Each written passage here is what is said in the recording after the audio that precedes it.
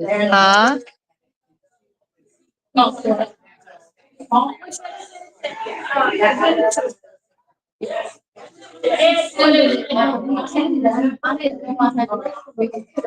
It should be live. What's that to you?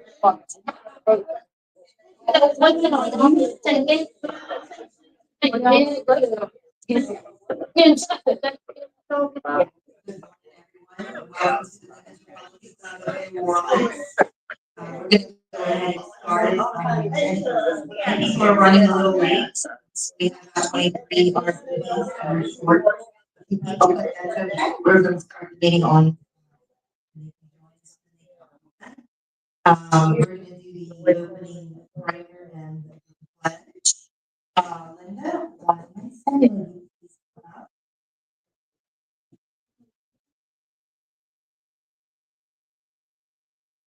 please stand.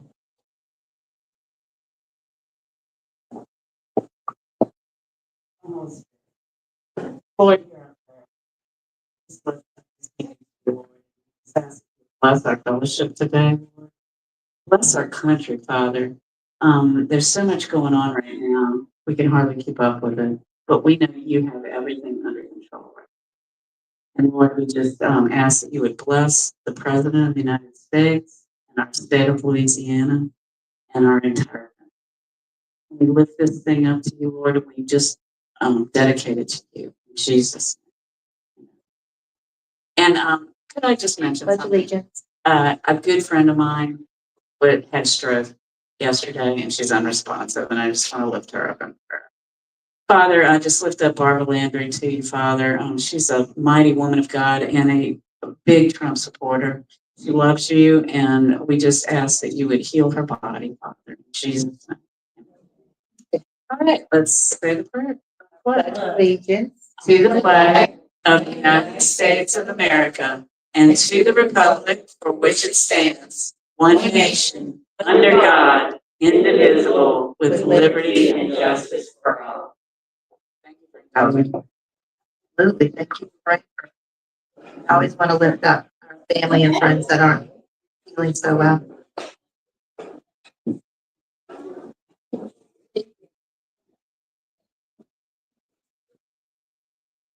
Okay. We're going to go ahead and change this up a minute. The order, we're going to go with Matt and Jill Dennis, representatives of the Assured Supervision Accountability Program, ASAT GPS. Susie Labrie is going to do the introduction.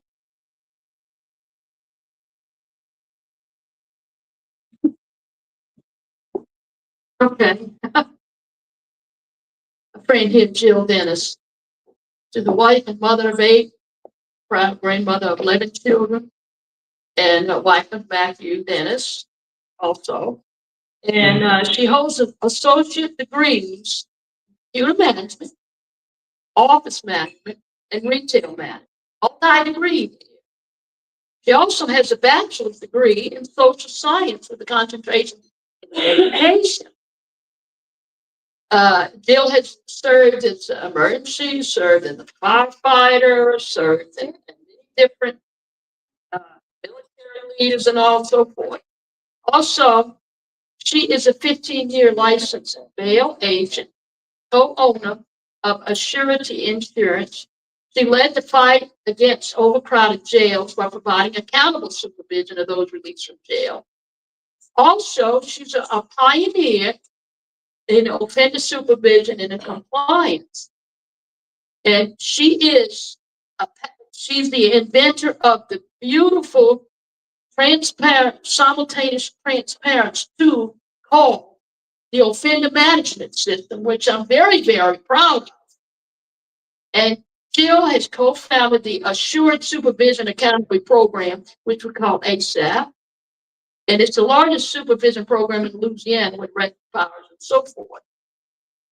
She also serves as co-founder and vice president of the Association Supervised Ankle Monitor Providers, ASAP Association, which she successfully advanced with her pioneer legislation this past session, which I'm very proud of.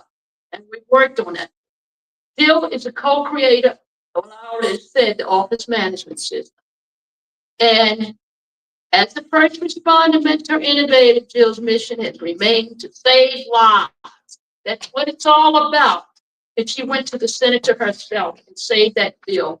And she has 2 bills coming up to regulate the ankle bracelet monitoring business and to license. And we need to get behind it and support it for session. Jill Dennis. Let's give her a big giant applause. Thank you.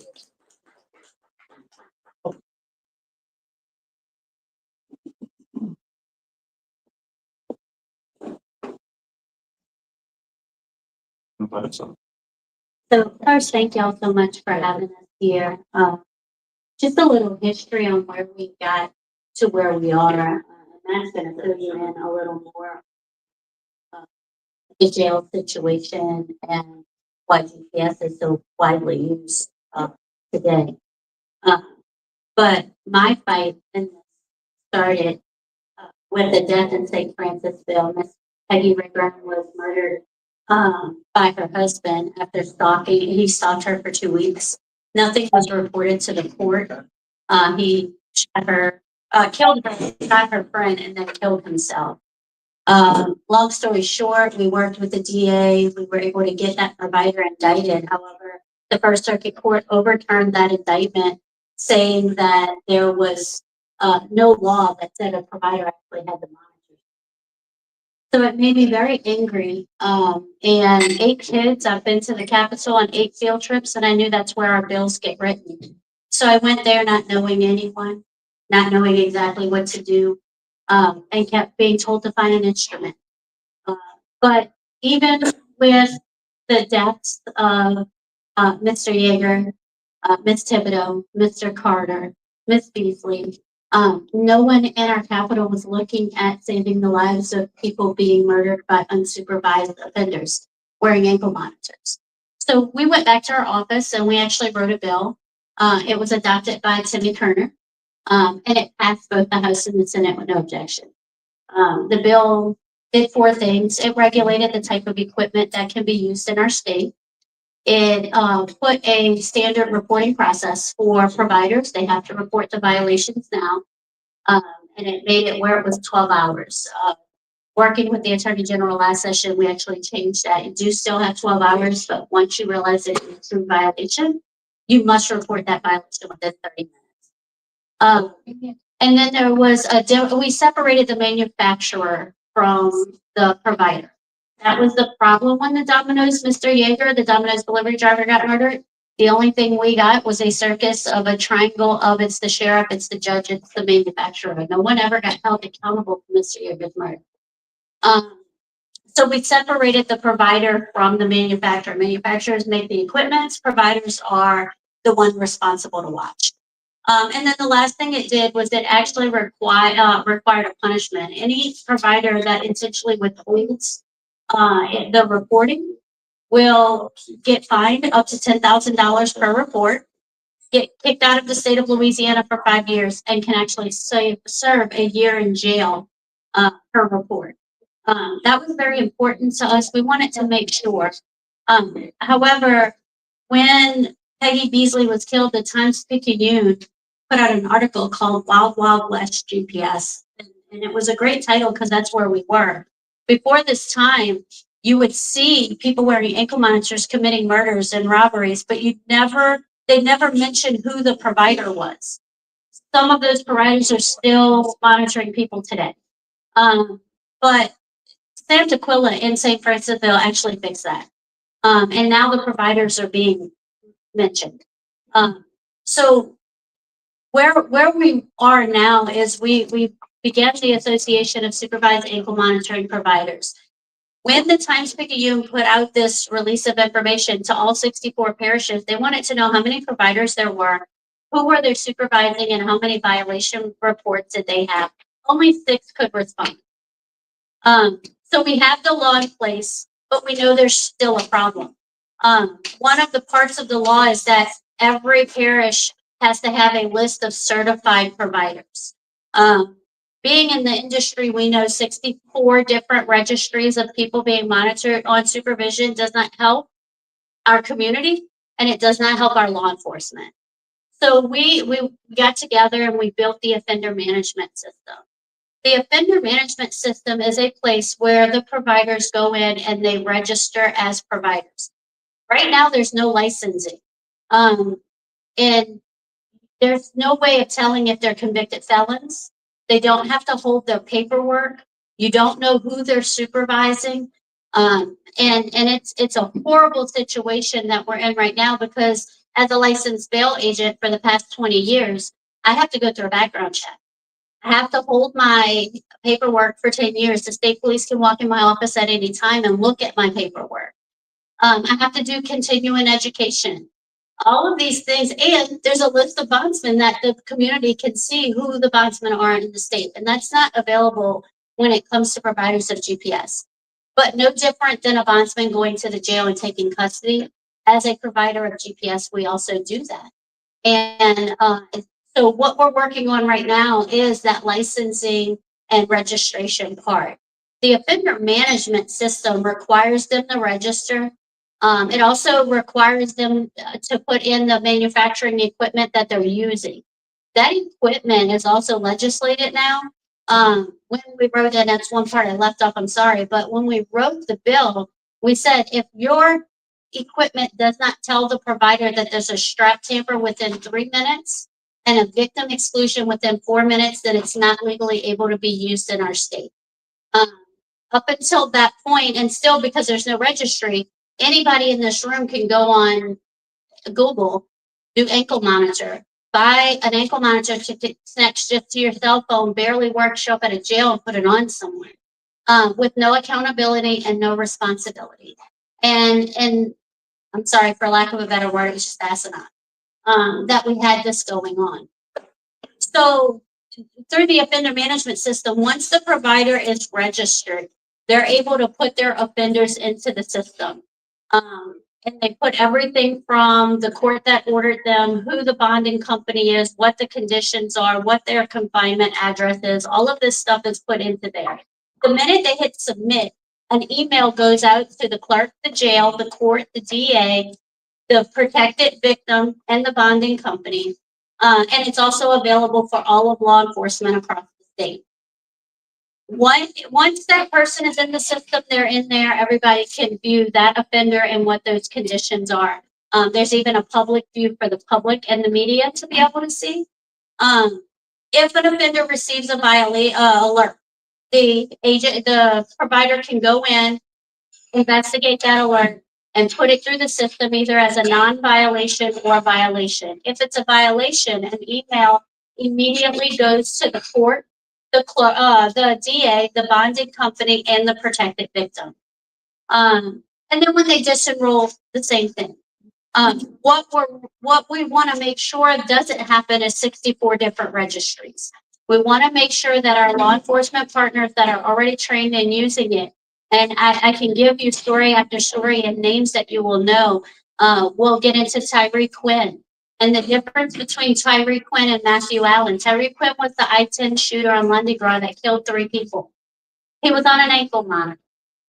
Within an hour and a half, they knew who he was, and they had him in custody. Matthew Allen, same day, killed someone in Lafayette. A month and a half later, he was arrested in Baton Rouge with the gun used in the Lafayette murder. It took them another 3 weeks to find out who was supervising that ankle monitor to put him at the location of the murder.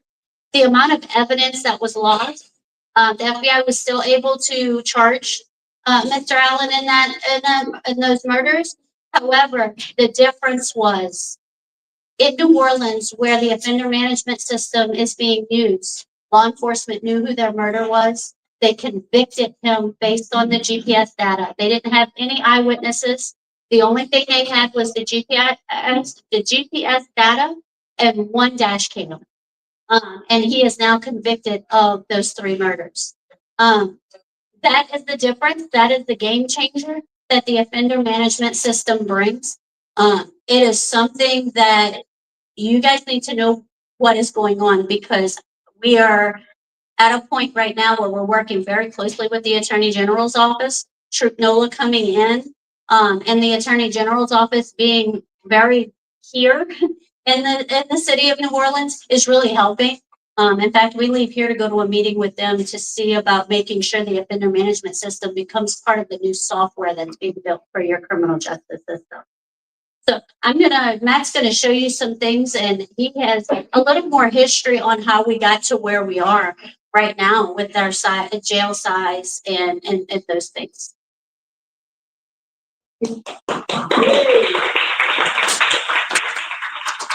I'm only gonna be a second.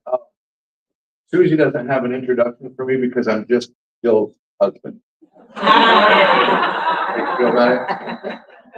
So, I'm not used to speaking to a friendly crowd in Orleans, to be honest.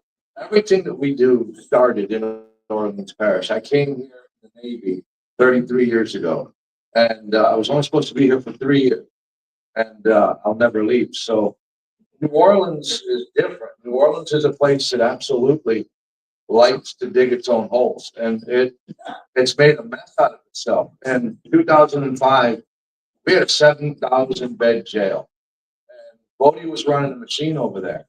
By 2014, we had shrunk that jail to 3,400 beds, and then we brought in a group called the Institute of Justice, and we started giving them a few $1 million a year to bring in a risk assessment algorithm. And they would use this risk assessment tool to determine who should stay and who should go from jail. We ended up with King Scott, the Mother's Day shooter, and shot 19 people at a parade in New Orleans here. And the Vera Institute of Justice, on a scale of 0 to 24, scored him a 6, low risk to reoffend, eligible to be released. Up until the day I received that risk assessment, no one had ever seen one. They were hidden. The city wouldn't let anybody see them. I know that somebody inside the machine snuck that out to us, and I released it to the press. And that began the unraveling of the Vera Institute. But here we are today. We have a situation where New Orleans has a serious crime problem, and if it wasn't for a lot of what Jeff Landry did in his criminal justice special session, we would still have a serious crime problem.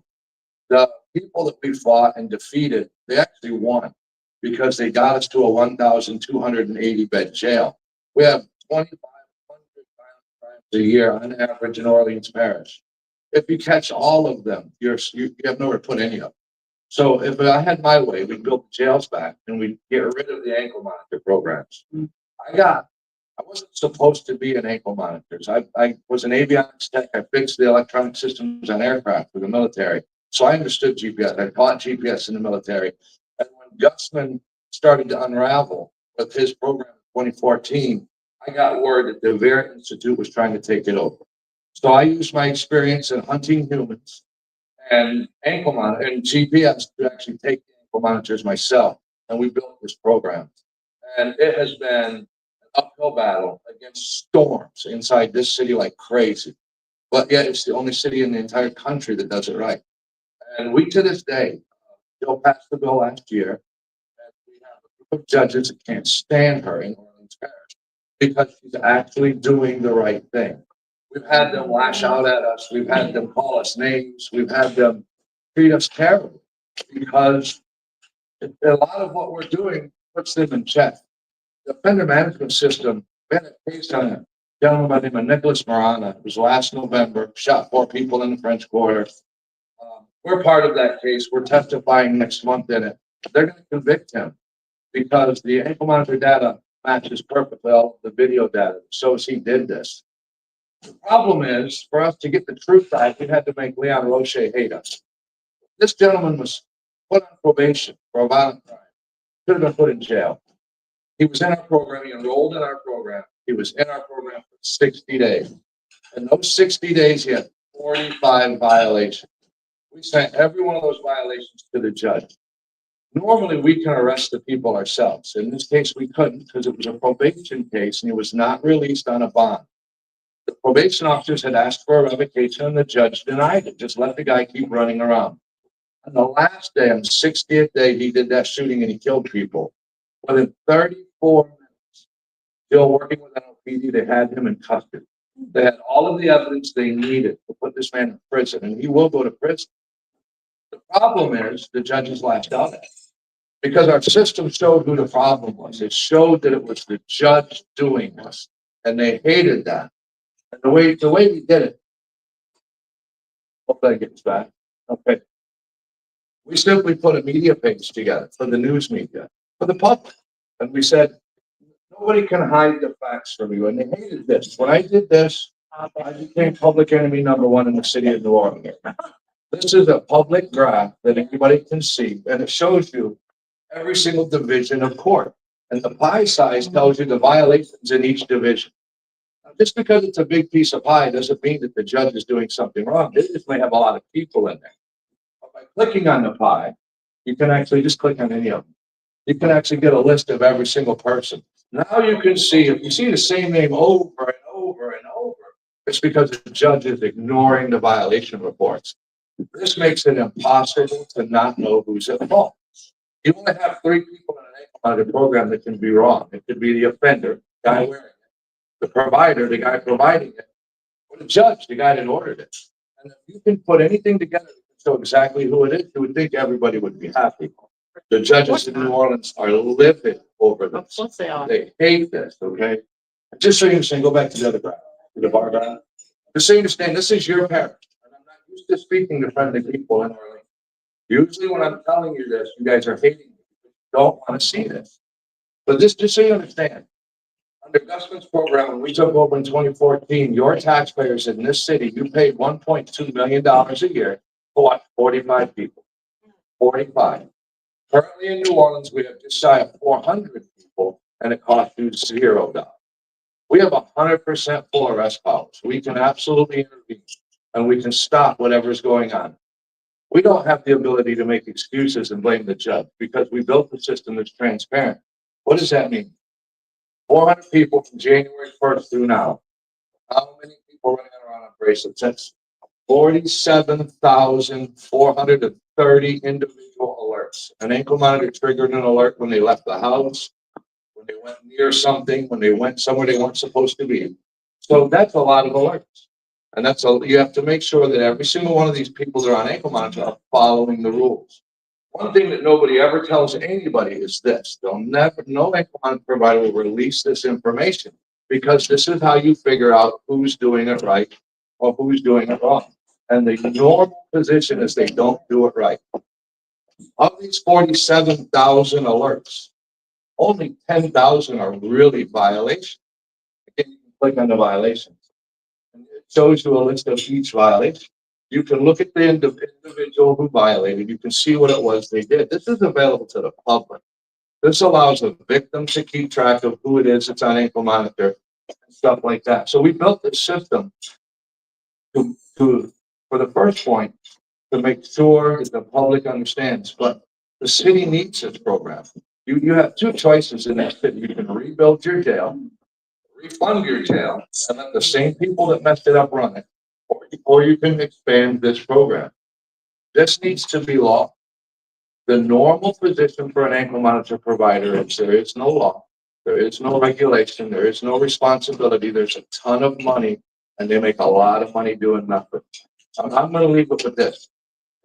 We have 3 entities in the city of New Orleans that go to jails and get people out. 3 different entities walk into the jail with a piece of paper. They hand it to the jail, and they are given a person from that jail. The bail bondsman is one. The bail bondsman is highly regulated. They have to have insurance. They have to have schooling. They have to have clean backgrounds. Ankle monitor providers are another. They are not required to do anything. They don't even give money to the jail. They just go get a person. It could be anybody. You could be on drugs. You could be a felon. You could be a gangster, and you can use ankle monitors. The last one, and this is something that the city of New Orleans needs to pay very close attention to. It's called organized cash bail providers. Trump just spoke on this, on these cashless bail things. You guys understand, in New Orleans, we defeated cashless bail in 2014. That was all I was doing. This is how I ended up here fighting the Vera Institute. But it is still a cancer across the country now. Organized cash bail providers are dark money funds. These are money funds that are donations that are given to these groups. They use this cash money to go to the jail and get people out. The lady that runs the Orleans Parish, New Orleans Safety and Freedom Fund, is a lady named Montrell Carmouche. She spent 20 years in federal prison on racketeering and conspiracy charges for drugs. And she now runs getting people out of jail through a program that nobody knows where the money comes from. The way it works, you give money to a jail, whether it's a bond, which is insurance, or cash. When the case ends, the money comes back to the person that gave it to them. And my question for the city of New Orleans is, how do you know if this 20-year federal inmate is putting the money in her pocket or back in this fund? And it's something that the people should be concerned with. If you go to the New Orleans Safety and Freedom Fund, they call themselves bail disruptors. They are very open in their goal to eliminate money bail from the city of New Orleans. And the judges would accommodate it. They would graciously and happily release every violent criminal to the street without supervision if they could get away with it. So you have to be very well. They're not from here. Well, first of all, most of your judges are from other states, but understand we have a different way of thinking. We are people that believe in protecting ourselves. We are people that believe in if there's something going on in our neighborhood, we stand in our front yards and protect our yards. This city is not that way. This city understands the power comes from protection. So they need you afraid. The longer you're afraid, the more you're willing to give up your freedoms. Yeah. That is the difference. Because when we go to St. Tammany, it's a much different environment. When we work in Jefferson, when we go to Houma, when we go to any of these other areas, it's always the same. When you walk into a hugely Democrat city, their agenda is different. They rule you through fear. And you can't be afraid if you're protected. And that is why you see a stronger criminal justice presence in conservative communities than you do in these Orleans Parish style. Let's look at what changed New Orleans. What changed New Orleans was Jeff Landry bringing in 2 sets of state troopers to actually act like police officers. They will chase you. They will search you. They will arrest you. And this is counter to everything Orleans has done over the last number of years. I've witnessed them completely take away the police's ability. You understand in municipal court in New Orleans, everybody in here, you have hairdressers, you have professional licenses, you like to fish. If you don't go to municipal court, take care of your case, you lose those. But that's not who's going to municipal court. The people that are skipping court, municipal court, don't care about driver's licenses or fishing licenses. And here's why that's important. In 2018, Orleans Parish passed an ordinance that ended the ability of NOPD to arrest a single misdemeanor. Then they went one step farther and they banned the ability of your municipal judges to remand a misdemeanor, which means if I don't go to court and I totally ignore the judge and just completely ignore them, they can't do anything. They cannot arrest me. They can pull me over with 3,700 warrants for my arrest, and they're all city charges. All they can do is give me a summons to appear. They have no ability to arrest me, and that is because they needed to justify tearing down 66% of your jail. That is what the Bear Institute put this city through. And they were very destructive to us. But they've said no more arrests for misdemeanors. You cannot arrest a misdemeanor in the city of New Orleans. Why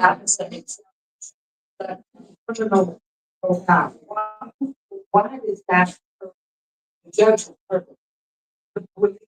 When I have a person who is violating consistently the judge's order, the Orleans Parish judges consistently order the person off bond. But there is no reason for this. There's no. Angel Harris ran on that flip the bench campaign and she won. Her goal was to make sure nobody is held pre-trial. They believe that everybody should be released pre-trial. This idea of this, it's an all eggs in one basket mentality. They don't understand that each individual is separate and different. But you have a Nandy Campbell from New York. She's an activist who came here to do this intentionally. Sorry, Susan Hudson is from Philly. She was an activist. She came here intentionally to do what she's doing. Yeah, that serves, again, we have 2 different mentalities in this country. One says a self-protective mentality. One believes in the protection of their self. We will do it ourselves. And another believes in being protected. In Orleans Parish, a lot of the power in the criminal justice system is derived by keeping the citizens afraid. If you demand protection, they have control. And that's really what this is. You literally have judges, Leon wrote that. If it wasn't for putting them on the news, he don't change. We had to put them on the news to make it change. And remember, every single time we correct these people, he gets beat up in Orleans Parish. So it's a hostile environment for us. So just to end, there's a few things that we're looking at. There's a few things that we're looking at right now legislatively. I have submitted a bill for licensing. Our request is that providers and organized cash fund bond depositors be licensed under the LGI. We have taken away the apprenticeship program from that because a bondsman has to work in a bail office for 3 months before they can apply. While these two organizations, these two programs, they won't be writing bail in the sense with the arrest powers and so forth. So we've removed that. However, what we've kept in is a background check to make sure convicted felons aren't getting other people out of jail. The pre-licensing and the continuing education, and the fact that they have to make their paperwork available to law enforcement if they're investigated. Those are three things that we think are very important. Not only does it allow us to know who the providers are, but it allows our law enforcement and our Department of Insurance to supervise what's going on. The other thing is this offender management system. We want to make sure that the providers have to register. We're not there asking for money from the state. This is a paid for by the provider. It's a $250 annual fee, which is waived if they self for the first year if they self-enroll. And we've actually reduced it to $150 for the first year for the ones the court makes enroll. And it's only $10 per offender when they enroll them. So they charge between $150 and $300 just as an enrollment fee. So the $10 would put them in the system, allow law enforcement to see them, automatically send the emails to every entity in the court system that is required by law to receive them. And it also allows us to go out to the law enforcement agencies that haven't had the training and train them on how to get into the system so that they can see it. That's two parts of the legislation that we're working on. One of the things I want to add is because of what Jeff Landry has done in the Capitol when it comes to crime, I sat in court about 3 weeks ago, 3 convictions, all 3 totaling about 25 years in jail, all 25 years suspended. So they got found guilty, they got sentenced to 25 years, and they all got released the same day. So I am working with the Attorney General's office so we can look into this and see what we can't do legislatively. Yes, ma'am.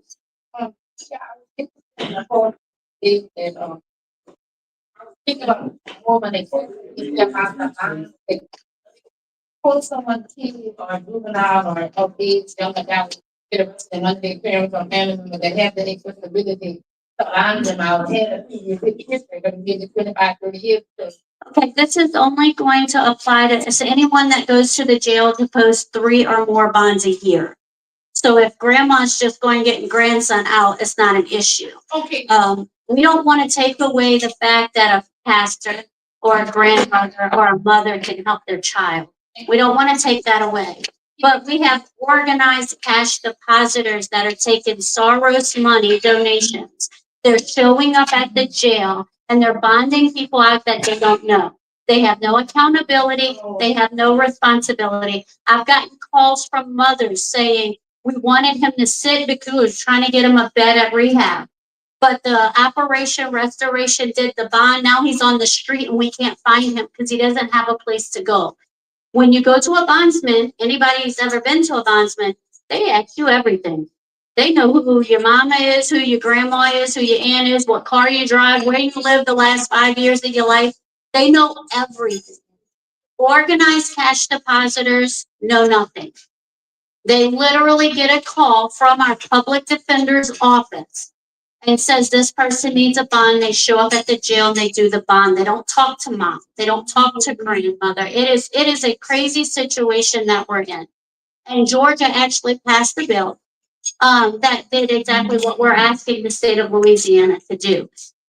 Senator Barrow had a bill, Senate Bill 87 last session, and it was to put organized cash depositors as a name in our law. It was just saying they received notice of missed court dates. And that's fine. I support anybody that puts their name on a bond to receive notice. However, they were already getting that notice because their names were on the bond. So I was the only one there. I testified at every committee, and I cautioned our legislators before we put a person's this type of entity into our law, let's regulate them and get them licensed. The bill passed, and Governor Landry vetoed it. His office reached out to me, asked me for a report because I testified and I wrote a report, and he vetoed that bill and did not let it go through. So I have written a bill. I have submitted it to Representative Billio and to the AG's office on the licensing requirements. Any questions? Yes, ma'am.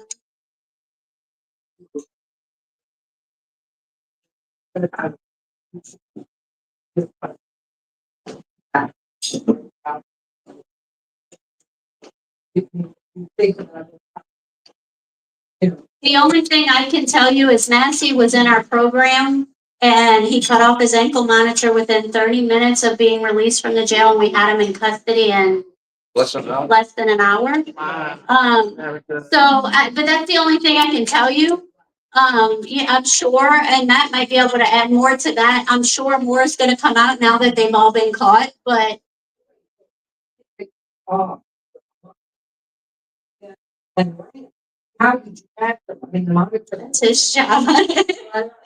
I'm gonna let him talk about that. I do it behind the computer. I want to say, Yes.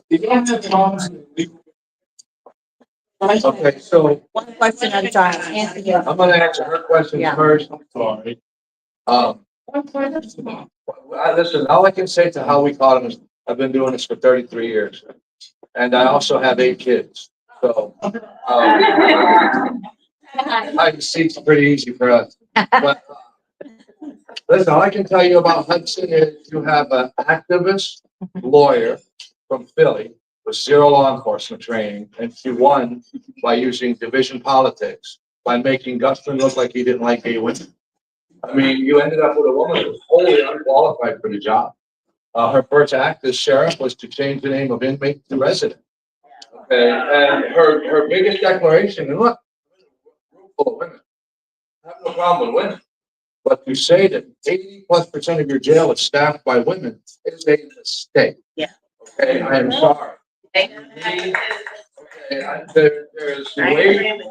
I agree with women in the military. I'm ex-military. I agree with women in law enforcement. But to pronounce that 80+% of your staff in the jail is women is a mistake. Yeah, So she just doesn't know what she's doing. yeah. And so to your question about illegal He's out of there, immigration. right? Yeah. So Okay. we started with meeting with ICE and giving them access to the system, and we actually added a line for them that says country of birth. So when someone is enrolled, they get an email and they know. However, there was a bill that came out last year, last session, that talked about finding sheriffs guilty and charging them with malfeasance in office. I testified on those bills too because I had names. And even when no one wanted to make names, I went up and I said and named the defendants that were released from the Orleans Parish Jail that were wanted by ICE. We know this because ICE called us and said, hey, they're on an ankle monitor. We need to get them into custody. And we would work with ICE to make sure that these people were quickly taken off the street and put back into ICE custody. I just want to add something on the illegal alien issue, just so you understand. In Orleans Parish, sanctuary city, they won't tell law enforcement. ICE couldn't get any information, so they started working through us. We would go get them. We would then meet ICE at our office, and they would take them from our office. But there was another obstacle that was in the way. Bail agents would not do a bond on an illegal alien because if immigration took him and deported him, the bondsman had to pay the bond. There was not an excuse. Them being deported back to their country was not a reason to have that bond set aside. So a bondsman isn't going to write a $10,000 or $20,000 loss just to help ICE. So what the bail industry did last session was we went and asked the legislature if they would get rid of that part of the law, where if they are deported, that the bondsman did their job. And the legislature agreed and they repealed that part of the law. So now bail agents are defeating the agenda of these cities by going in, bonding these people out and delivering them. And that was the bail industry that did that, so. That's one. I have. Poor Jeff Landry, are doing all his stuff. They started reporting that crime was going down in the. Yeah, is that how they categorize? This is your last question. So look, this is what I'm gonna say. I'm friends with Raphael. I like Raphael at the Metropolitan Crime Commission, but until New Orleans starts to release their unfounded calls numbers, you're never gonna know the true nature of crime in the city. You have a 45 minutes for super violent crime, time to take for the police to get there. Okay, it could be 2 or 3 days if it was just your car getting broken into. We had an office on Tulane across from the criminal courthouse. In my last year there, I was there 30 years. We left because of crime across from the courthouse. 3 cars in my parking lot got broken into and had to stop right across the street from the courthouse. And not one of the people called the police. They said there's just no sense in it because they'll never show up until you can show your unfounded calls. They can't just show murder or mayhem. They have to say, when they showed up at the call scene, was anybody there? Yes or no? And if it's no, that doesn't mean a crime didn't get committed. That means people got sick of standing there and nobody showed up. Your crime numbers are skewed terribly. And then the last thing I'll say on that is understand that, when you shoot somebody in the city of New Orleans, is that attempted murder? No, it's not. It's aggravated battery. Yeah. Okay, they will not charge you with attempted murder in the city because it is a higher violence crime. They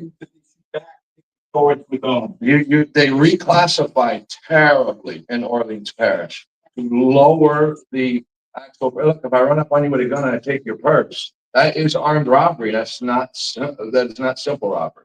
Okay, that's armed robbery, but they will classify it as simple robbery. And these are the tools that they use, not just in New Orleans, but in every Democrat city in America to mess with their numbers. The truth is, crime was off the charts. It was getting way worse, and nothing changed that until Landry showed up. When he showed up, he fixed it, and he fixed it by putting his police on the scene. As far as the kind of games they play with that, I just want to say one thing. The guy in Kentucky, you killed the little boy, stabbed him in the head so bad that the knife bent. And then he assaulted his family. He got not guilty for reason of insanity for the murder, but he got charged for the assault. And then they let him go because all of those things together said that he was not a violent offender. Well, if you look at, How Noah was that not a Hansard's, violent offender? Noah Hansard's case with Tata Say and, Cruz Matu. It's the same thing. Tata Say was there, but he got found not guilty. And so it's the same thing everywhere. And it's not just a Louisiana problem. The GPS problem is nationwide. Yeah. And we are working very closely, with our Attorney General and our governor to make sure that Louisiana leads the way in keeping people protected. God bless you. Thank you so much. What y'all are doing. It's amazing to see how the Lord's working behind the scenes and these wonderful things that are happening. Little by little, we're gonna win. I feel like we're winning. It's just little by little. We just have to keep pushing, That's pushing. They did it. Right, showing up. So, we're gonna keep going real quick. Susie? Yeah, I want to say one word. Well, I am proud of Jill when she went to a state senate to pass a Connie by herself without tutors and experienced people. It said it's not about politics, it's not about money, it's about saving lives. That's right. Exactly, that's exactly right. All right, so, today we have, Connie Hair, our State Director, for Louisiana's State Freedom Caucus Network. We thank you so much for taking the time out to come here to the Women's Republican Club of New Orleans. Connie Hair proudly serves as the Louisiana State Director for State Freedom Caucus Network. She has been working in politics and media across, the fruited plain for her entire adult life. Caught me off guard there. She's worked on campaigns for governors, U.S. senators, congressmen, and presidents in capacities ranging from volunteer, door knocker, to campaign manager.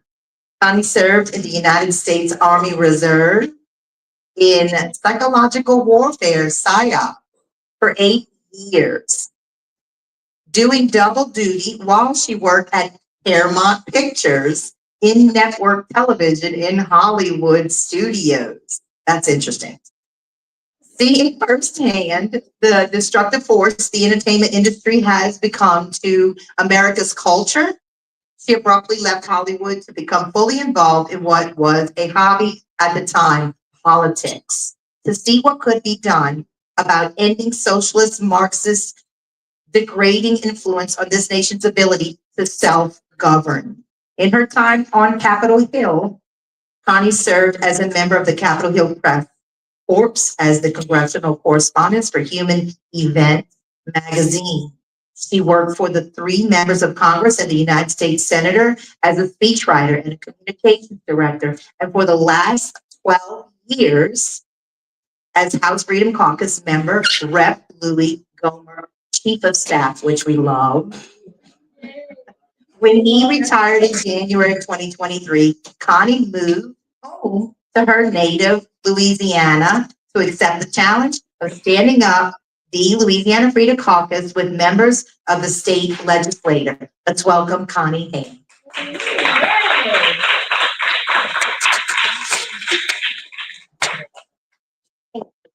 Thank you, y'all. It's good to be home. I've been home almost 3 years now, and quite something. Just say that. I guess I can turn the page on my bio instead of telling you who I am. I'll tell you what we've done with the Freedom Caucus. The State Freedom Caucus Network is a sister organization of the Freedom Caucus, the House Freedom Caucus at Congress. We are affiliated with the Conservative Partnership Institute, CPI, which is an entity that brings together like-minded conservative groups, helps them get started. Mark Meadows and Jim DeMint are the ones who are driving the bus on that. Yeah, they're great. And so they are very supportive of the nationwide effort. There are 50 swamps, not just one in Washington, D.C. Yeah, there are 50 state swamps. And they seem to be the worst and the most disingenuous in red state and ruby red state, like Louisiana. We have massively conservative voters, overwhelmingly conservative voters, but we have a legislature that is chock full of rhinos. Yeah. So it's very difficult to maneuver that when you can have a majority of rhinos and Democrats to pass really bad legislation, and that happens here all the time. The Louisiana Freedom Caucus is a invitation-only entity. You cannot join. You have to be invited, and it's all solely based initially on what your voting record is. Your voting record does not lie. So we have a very strong group. Some of them are public, some of them are not. We give you that option. And we never discuss our numbers, how many there are. A lot of people come alongside us and vote. But what I do is give our part-time legislators an experienced staff. I read all of the bills. I write a breakdown of all of the bills. And I make recommendations on voting. I can't tell people how to vote, but I say this is the Louisiana Freedom Caucus standard. And this is what we expect. The first year of your membership, you are on probation. If you don't meet the voting standard, you are not asked to return. So it's a small but very tenacious group. And we build from there. I would recommend a book that we actually give out to new members. It's contentious politics, and it does work. The Democrats have been doing it for years. It's about small groups organizing and coming together and backing each other. So, like for instance, the first year we were in existence in 2023, it was a fiscal session. So that was my initiation into state politics. I've been on federal politics for 20 years. It was something very new, but we can only offer 5 bills that are not fiscal bills that either raise or lower taxes, things of that nature. So those 5, that gave me a chance to get my feet wet with, because while we do a lot of fiscal things, it's very important. The budget is very important to us as far as recommending a yes or no vote on that. But we also do a lot of the moral issues. So being that you can only offer 5 bills from each district, each member, usually they have a lot of different district issues they have to deal with. So I got to get my feet wet with what the morass of the finances are in the state legislature. But in 2024, our first year with everybody can offer as many bills as they want. I read and wrote down 1,600 bills, and it's a lot of work. Thank you. And that's where I met you. So in that first year of the Freedom Caucus's unleashed, and Jeff Landry as the governor, we passed several bills that y'all think this is all in 1 year now, that we think y'all will be interested in. We helped to cut $3 billion from the budget. We passed constitutional carry. That was Blake Miguez's bill. We banned central bank digital currency. Good. We banned COVID vaccine mandates. Good. We required teachers to use pronouns according to sex on their birth certificates for students. Common sense. We closed the federal primary elections for federal primaries. Next year will be the first year we have closed primaries and federal elections. The state legislature is going to be a harder hill to climb. We allow state police to arrest illegal aliens. That was our bill. We ban teaching DEI in schools. We banned teaching of sexual orientation and gender identity in public schools. We banned sanctuary cities. We banned ranked choice voting. We banned local governments from passing firearm restrictions that are greater than state law.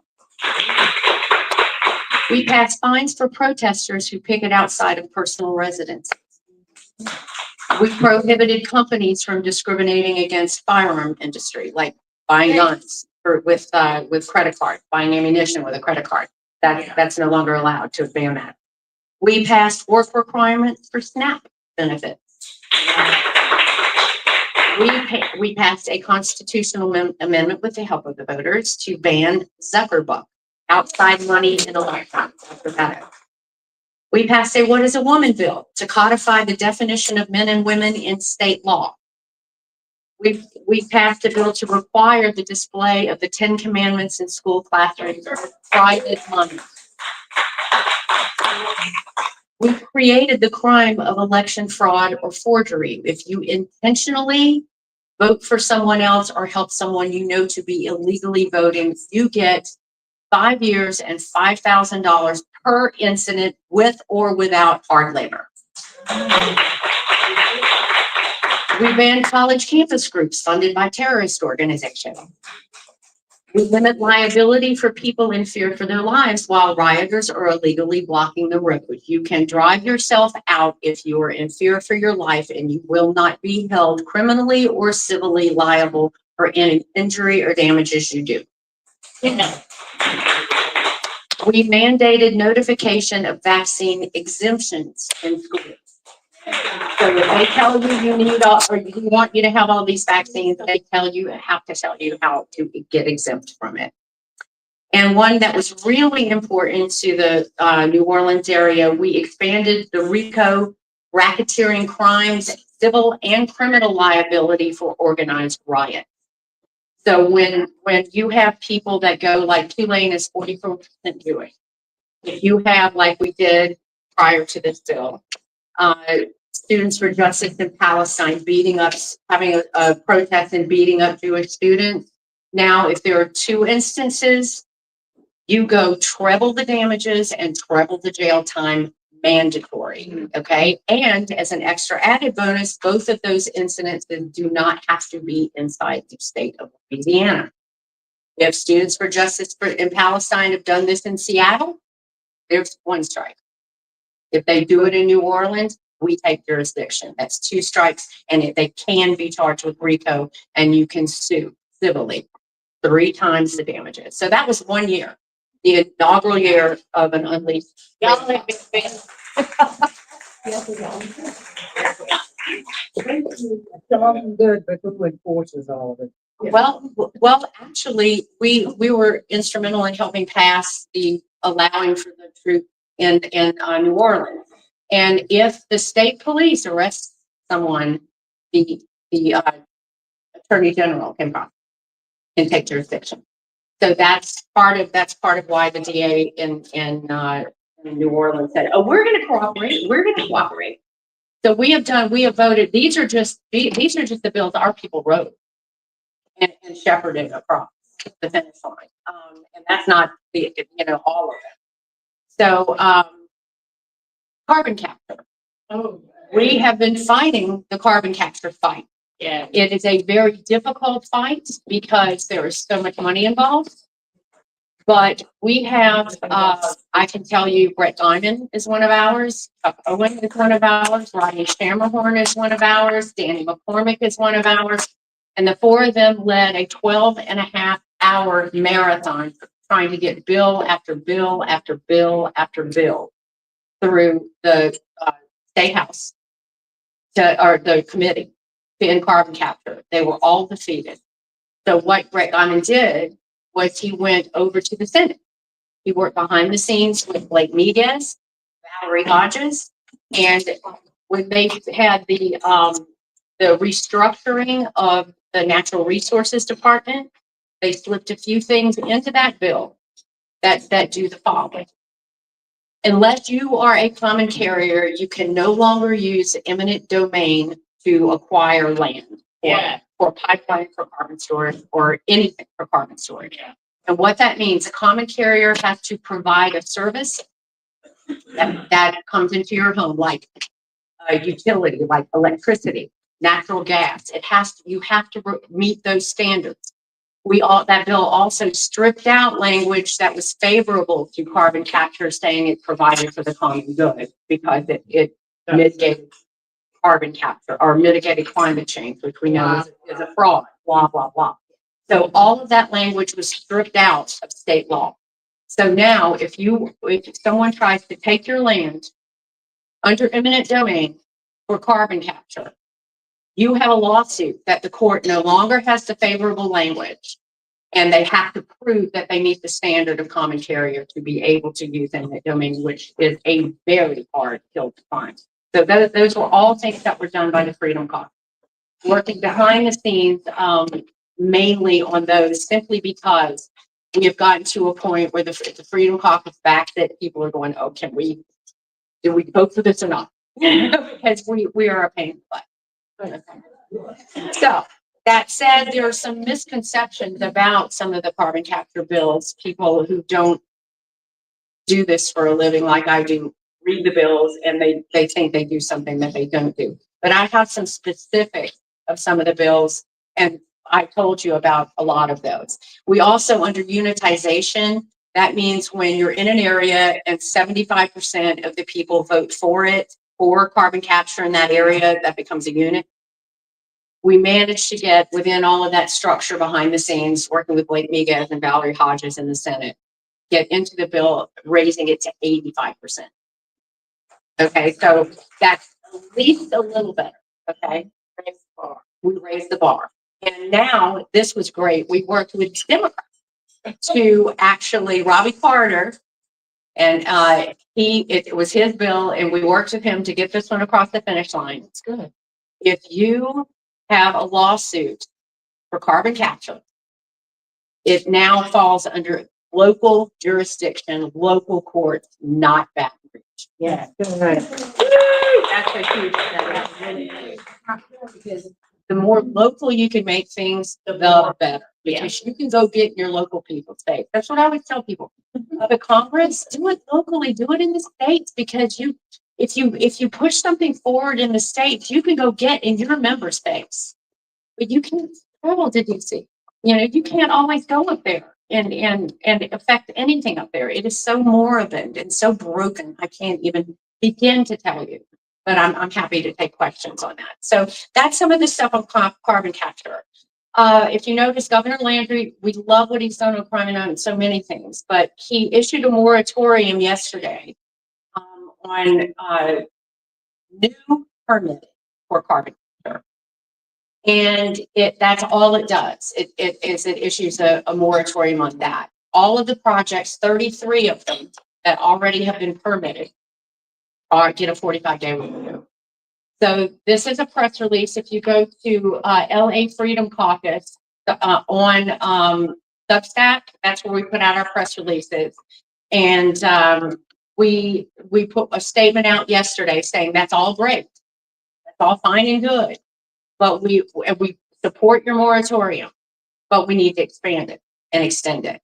And what we've asked for is because here's the reason why. When people ask why they're doing all of this, to sell liquid natural gas, which we have a ton of it, to Europe, which we want to do, they have carbon credit systems. And what this does is allows for people to earn carbon credits, companies, LNG companies, to earn carbon credits so they can sell natural gas to Europe. So the headline of our press release is Louisiana will not be Europe's carbon dump. That's right. Okay, because that's all it is. That's right. This is a garbage form. That's Right. all injecting that carbon into the ground is. Carbon, when it is condensed, is so toxic. Yes. Danny McCormick taught me this, the oil and gas man. The pipeline that they are using to build these new pipelines costs $1,000 a foot. Because it's so toxic. When you're pulling carbon out of the air, you ain't getting just carbon, number one, and you are condensing it into such a highly condensed form that if any of this leaks out, any of it, and I learned this in fighting this fight since I've been here, what leaks out is heavier than breathable air. So everything at ground level is not breathable when it leaks out. So if you are living in that area, sheltering in place is not going to help you. There is no breathable air at ground level. And that has happened. It happened at a place in Mississippi a few years ago. It's happened in different places. So when they tell you, oh, we're going to capture carbon in Shreveport, we're going to build all these pipelines to put it out in the middle of nowhere in Vernon Parish, and they're trying to tell you it's not dangerous, then why aren't they just storing it in Shreveport? Right. Exactly. And it will kill all of the wildlife. Okay. They tell you, oh, we've been injecting carbon into the ground for 40 years. It's safe. That's a lot. This is carbon injected to help push out natural gas. Okay. It's carbon injected for purposes, not long-term storage. That is a lot. Okay. And they're not injecting it into they're not digging down, tens of thousands of feet and putting a container down there. They're injecting it directly into the ground. Okay, under Lake Marpole. Oh yeah. So this is why people, not only is it stealing personal property to do this, because under Sharon Hewitt years ago, during COVID in the dark of night, they passed giving eminent domain because she to carbon capture company. And people did not know what was in the bill. People weren't even meeting in person. Yeah. You see what I'm saying? There was no coordination. Nobody knew. But now that we know, people like Valerie Hodges and Blake Miguez in the Senate and Danny McCormick, and the people who really know the issue, Rodney Shammerhorn, Chuck Owen, all of these people, and Brett Guyman, or nobody knows more than he does, are fighting tooth and nail to try to claw back what was done in the dead of night in the wake of COVID. Yeah, it's really bad. So, and there's so many billions of dollars that were given away under Biden and contracts that were made. In all fairness to the governor, there are contracts, legal agreements, all kinds of things that have to be unwound if this is going to be stopped dead in its tracks. So with all due deference to the governor, it's not that he's, evil money grubber. He is caught between a rock and a hard place, because this really did catch a lot of people off guard, because it came in. It was originally passed under Jindal, but it was put on steroids. Sharon Hewitt, and everybody trusted her because she's oil and gas. Well, these oil and gas companies are trying to earn carbon credits on your dime to be able to sell LNG to Europe, so they can claim they're carbon neutral, which is also a lie. Their entire scheme is collapsing their economies right now. So why are we playing this game? I don't know. Probably because of all the legal agreements. Probably because of all the legal agreements and things that Donald Trump does not support carbon capture. Do not fall for that lie. He allowed it to stay in the big, beautiful bill because he did not have the votes to pass our permanent tax cuts without it. He said at a UN speech not long ago, at his UN speech, that carbon capture is a scam. Okay, so do not let people tell you that Donald Trump supports this. He does not. Okay? All right. Yes. Explain what the carbon capture thing was all about. I mean, what is the process? Well, the process is to remove emissions, carbon emissions, gunky stuff from the air, compress it into a fiber form so it can be transported either through old pipelines that were used for oil and gas or new ones that they're building, and injected it into the ground to store it long term. Yeah. Oh yeah. Plants breathe carbon. Yeah. It's part of God's balance. It's not carbon monoxide. It's carbon dioxide. Yeah. So every time we screw with the environment, it comes back to bite us. Yeah. This is all BS. Yeah. It's total BS. Yep.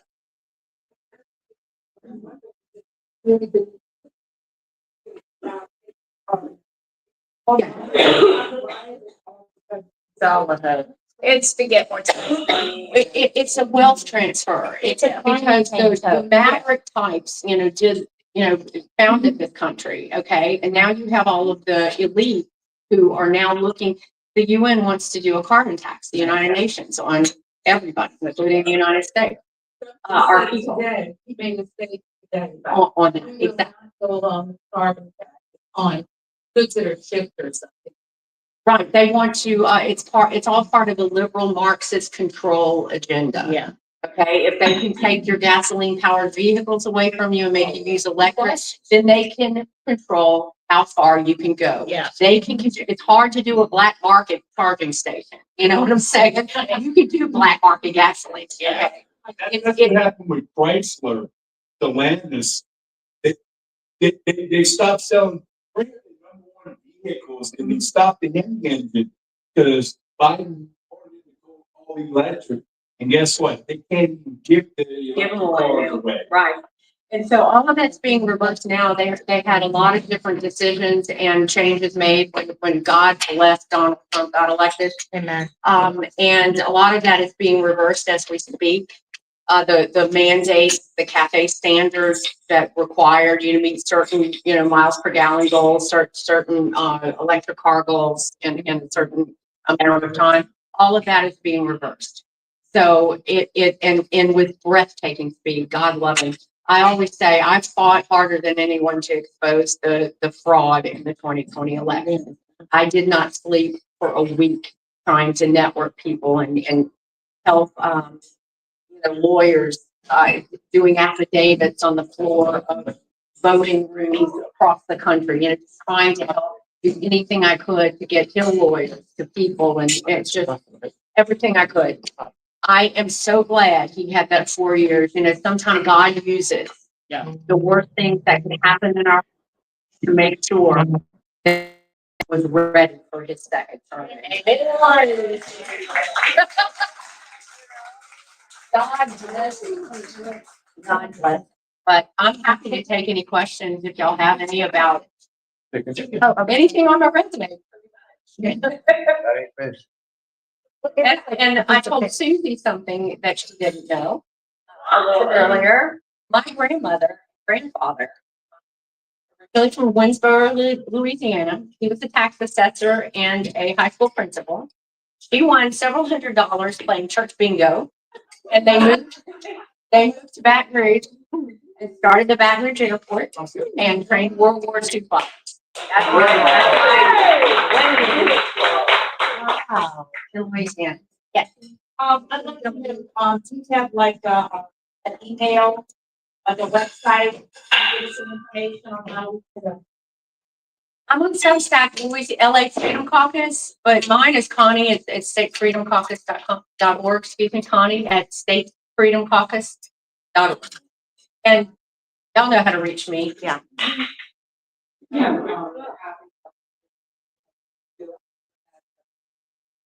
Oh, yeah, that our first year. I mean, if you wanted to send them to me, and I'll send them.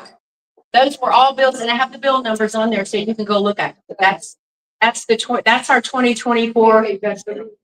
No, I'm gonna. I'm gonna share them with me. Wait, hold on. I can't hear you. Okay. This is just policy. What do you get on Amazon? I have a question. Cameron Henry. What? How do I rate Cameron Henry? I've heard that he was a lot more conservative when he was in the House. I don't know what happens to politicians. It's like, I worked on the Allen Keys for President campaign. Y'all remember Allen?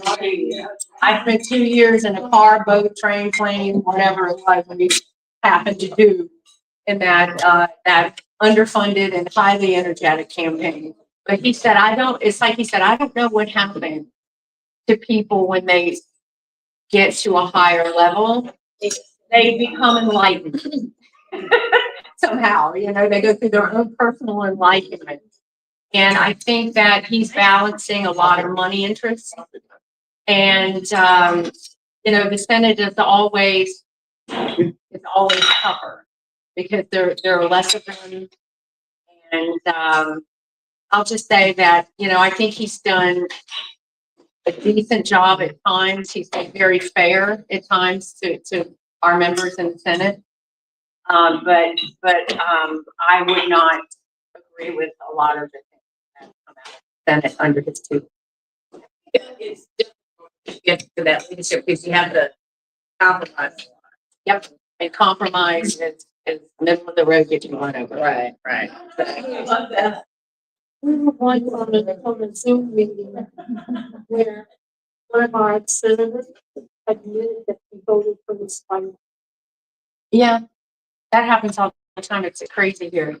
You can vote, people can vote for you unless they do a lockout. If they call for a lockout, only you can sit at your thing. But it's crazy because they have so many bills, and if I had a magic wand to wave, I would say Democrat ideology has been roundly rejected by the people of Louisiana by overwhelming margin. Why are we bringing Democrat bills up in committee and up to the floor that have no possible way they're going to pass? None. Why are we wasting half a day arguing an abortion bill? I went to the point. They're wasting time that could be used for something constructive. Right, or that we don't have, because from the time they sit down after committees in the morning, the time they sit down at their machines to the finish going through the 50 bills that they're voting on, one after the other, after the other, after the other, after the other, after the other. We vote on 3-4 bills a day in Congress. We don't hear any of, I mean, the overwhelming majority of bills that are filed in Congress. You never even get committee here because they're a waste of time. I have a question. Okay, I have actually a couple of questions. So, fines protesters who picket outside of personal residence. House Bill 373. Explain that again. Okay, if you are at home, your home is your castle. Yeah. Okay, if you are a public servant, you should be able to go home without having rabid left-wing nut jobs in your front yard, like Mike Johnson does. You can go to his office all day and scream and holler, but your home should be your sanctuary. So if people can find out where you live, they should not, even if you're a person, a regular person, people should not be able to sit in your front yard and scream at your house 24/7. So now they would do that for the spring. Yeah. Well, I'll tell you, Clarence and Jenny Thomas are close friends of mine, and I adore them. And they are still putting up with it today. The U.S. Marshals live in a motorhome. Oh, my God. So that passed. Yes, that passed. All of this passed. Okay. And And then then- signed into law. Mandate prohibit, hold on. The RICO and racketeering crimes for organized riots at universities. Yeah, or anywhere. If you are Antifa and you decide to riot anywhere, and you work with BLM, and you have all of these different groups that have all of this money, and you organize this riot, protest, quote unquote, mostly peaceful protest, and a riot breaks out, you get hurt, anyone gets hurt, anyone, 2 instances to meet the RICO standard allow for 3 times the civil penalty if I sue you, 3 times the jail time mandate. So if BLM and Antifa had done this in Seattle, strike 1. And then they do it here, strike 2. That's the second of the. And that's only for organized riots. So we expanded it Okay. to include that. RICO Oh, covers many. that's what I thought. Okay. Okay. That's So clear. we expanded it to now. But haven't you heard Antifa doesn't exist? Well, you have no, you haven't had since that passed any organized riots here. Right. They attacked a bunch of kids at, they had a fisticuff on Tulane's campus that was Students for Justice in Palestine. We passed that during the session, that was in January of 2024. Or 24. We passed that bill, and that would allow us to go nationwide after George Soros' money. And one more thing, I recently heard that Loyola and Tulane aren't allowing Turning Point to come there and speak, but yet they allowed these groups, Free Palestine, to organize. Right. If you're still blocking Turning Point USA, you need to send me the information on that, and I'll get it to someone who. Chuck over. Oh, yeah, they recently did this. They recently wrote a letter to blocking Turning Point. Like, And he was going there before he was assassinated. Yeah, just send it. Send me information on that. okay.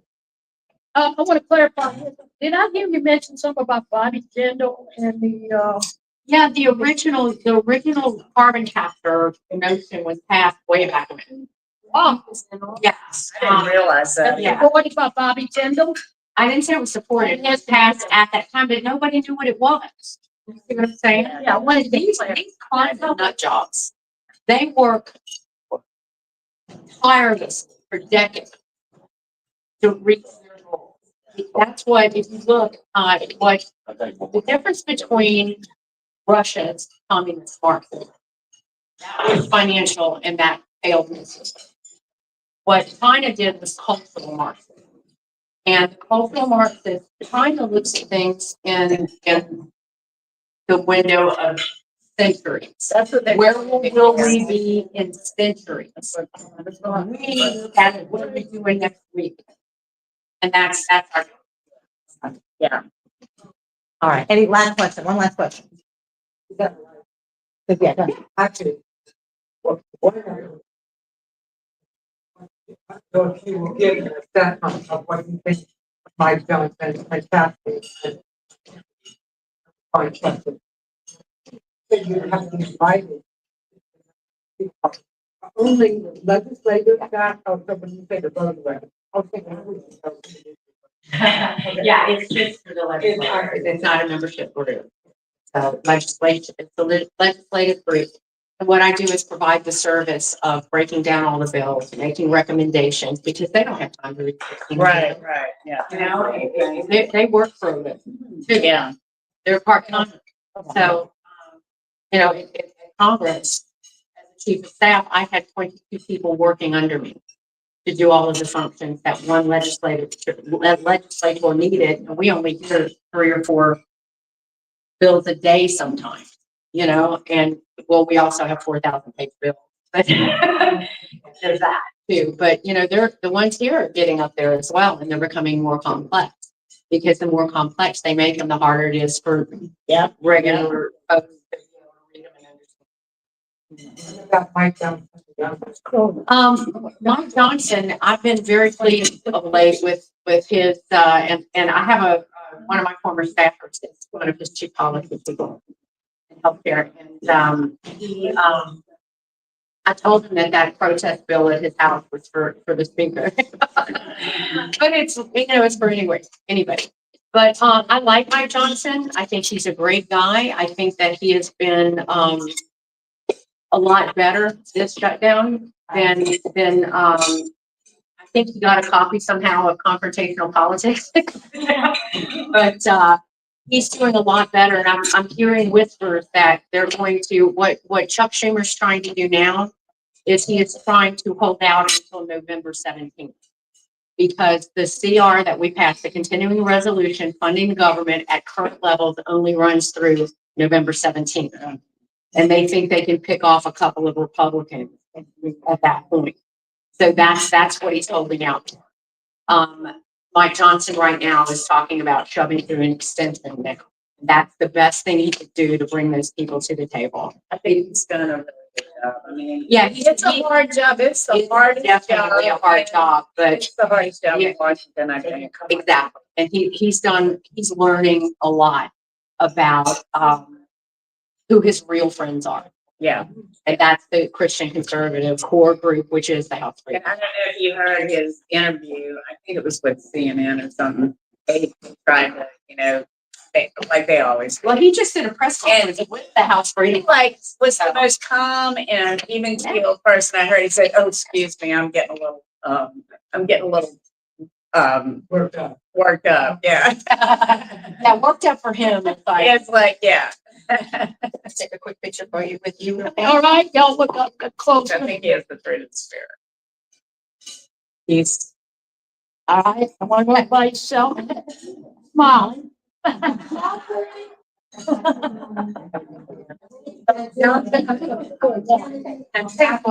want to thank you so much for taking the time out. You were super, super informative.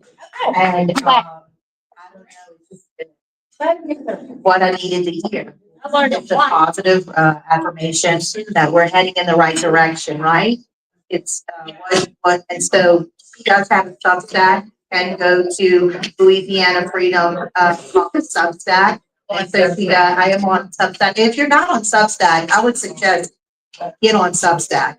Put that in a minute. I'll say just go Google Substack and then upload it if you want to be on Substack. Okay. A lot of the legislators are on Substack. It's a place where journalists can write freely. It's not censored. Yeah, It's a good place to be on Substack. So I want y'all to come up real quick. We're gonna take a picture of y'all because y'all have to leave real quick. Linda, can you take this picture for Susie, please? Susie, will you get over there on the other side? Come on in. And when what is that? Can we have her back on that? Connie, John Switcher, I need Connie after this. I quit. Just stay put. All right, smile. Say Trump was right about everything. And I want Connie on this left with Connie Hair. We gotta do this before 1. Connie? She wants to. I popped in on. I want John to reach and stay still. Hurry up. Okay, this is my best side. Yeah. That again. That. Okay, say Trump was right about everything. Trump is right about everything. Milk, tea, like. Here you go. I just text. Thank you. Okay, so we wrap up at 1, so we have a lot to cover in just 5 minutes, okay? Terry, let's see. I want to thank y'all so much for coming. We will keep you in our prayers. Continue the good work that you're doing. You're doing incredible work. No one even really knows what you're doing. I had the pleasure of meeting you last year when you were working on that bill. I knew, right when I met you, I knew it was gonna pass. I knew what you were doing was good. So that's the thing is everything is broken. All the systems are broken. And we have been complicit. It's our fault. We need to take responsibility for not doing anything about it. We've allowed this to happen. So we have to be that, get up and go to that legislation, like Susie LaBrie, that's her house, right? She lives there. So we want to bring Susie, our legislative liaison, real quick. You have 3 minutes, Susie. That's it, 3 minutes. My phone real quick. I can't take it. Listen, I forgot the date. It's the October 23rd. Somebody just issued a call. Everybody should have gotten it. We're gonna go into session sometime next week. But it's got redistricting. And the status of the Supreme Court case is we're waiting on the verdict. We're waiting on the verdict. So as pray goes our way, the forecast looks good. I'm like a weatherman. We're not 100% sure, so we're on our knees and prayers. Connie? Yeah, if I can impart one more piece. Please, I want to hear you for that. Pictures about the special session. One thing they're going to try to do, some of the powers that be want to help protect Bill Cassidy. So what they're going to try to do is say, oh, it's the Supreme Court case is coming too late. We're just going to push the closed primaries to the next election. And we'll just have the jungle in November. Which is not unnecessary. We could have a primary as late as August and still meet the deadline. I've looked it all up. You have to have a 45-day window for a thing called UOCAVA, which is to get ballots out to the military. And we are able to have a primary. So you got to be, if you want that closed primary where a Republican elect their own candidate to run against the Democrat. Yes. Then you need to be very loud if they start trying to make those insinuations that they're gonna change that. The session goes through the 17th. How do we do that? All your representatives say you better not get rid of closed primary. It's 2:00 p.m. on October 23rd. Yeah, and then November 17th is the drop dead. Thank you. Tell the story about. No one has ever heard that story on camera, and I will tell it off camera. Okay, okay. Turn the camera off and let's see what. No, you turn the camera off so we can hear the story. She's gonna tell the story going to the camera. Ready for the off camera?